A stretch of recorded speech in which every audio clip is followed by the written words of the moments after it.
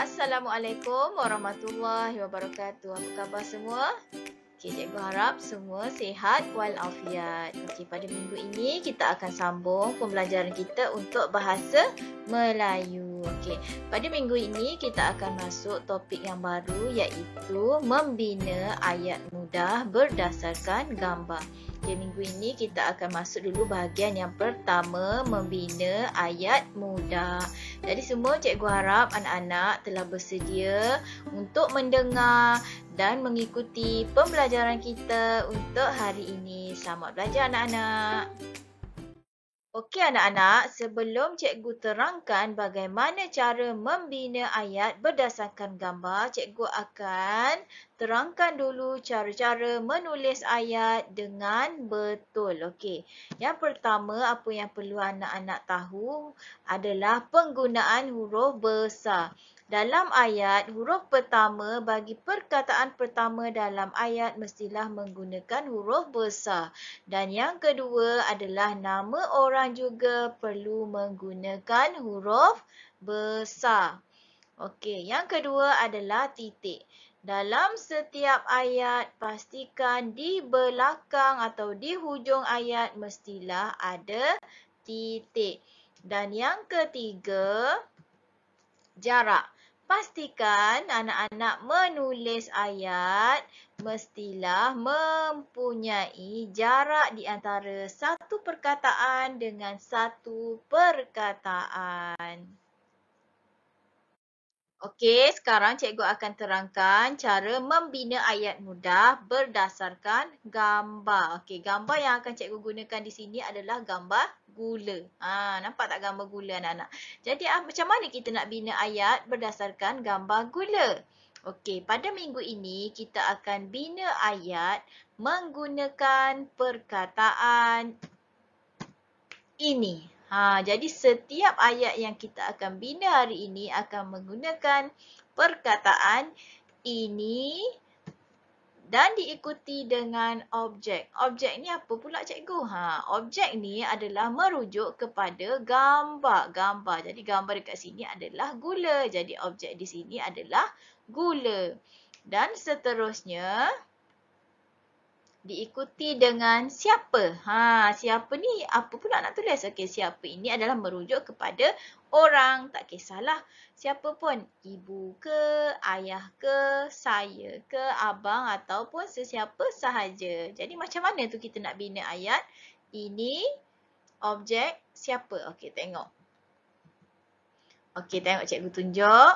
Kita menggunakan perkataan ini. Ini diikuti dengan gula. Objek ni adalah gula. Siapa? Siapa ni adalah orang. Tak kisahlah ibu. Dekat sini adalah gambar ibu. Jadi ayat yang paling mudah untuk minggu ini bagi satu gambar adalah ini gula ibu. Sekali lagi kita baca sama-sama. Ini gula ibu. Anak-anak cuma ingat 3 saja konsep yang ini yang kita guna. Ini diikuti dengan objek iaitu gambar pada lembaran kerja anak-anak tu dan seterusnya diikuti dengan siapa. Ini gula ibu. Kalau tak nak buat ibu tak apa. Boleh. Ini gula ayah. Ini gula kakak. Siapa ni dia merujuk kepada sesiapa sahaja yang bersesuaian. Okey.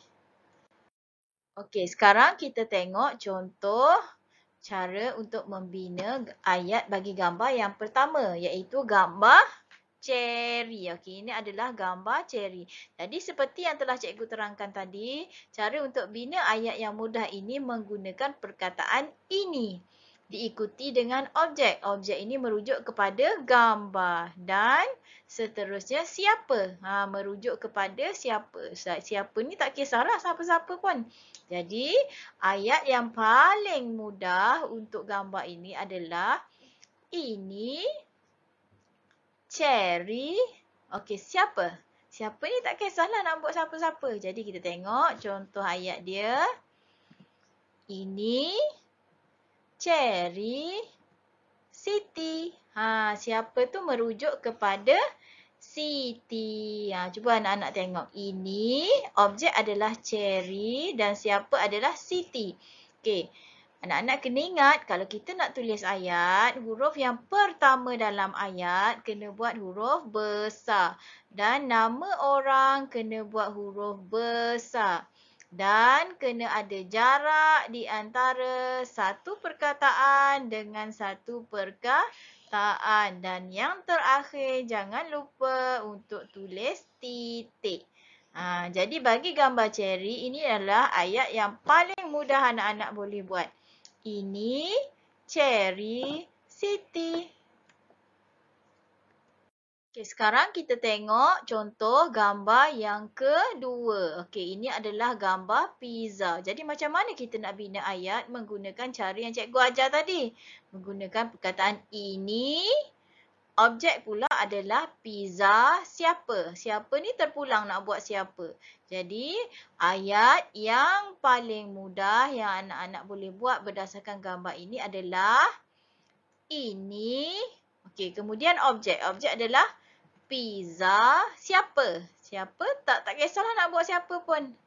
Saya. Jadi, siapa merujuk kepada saya. Jadi, ayat yang mudah untuk gambar pizza adalah ini pizza saya.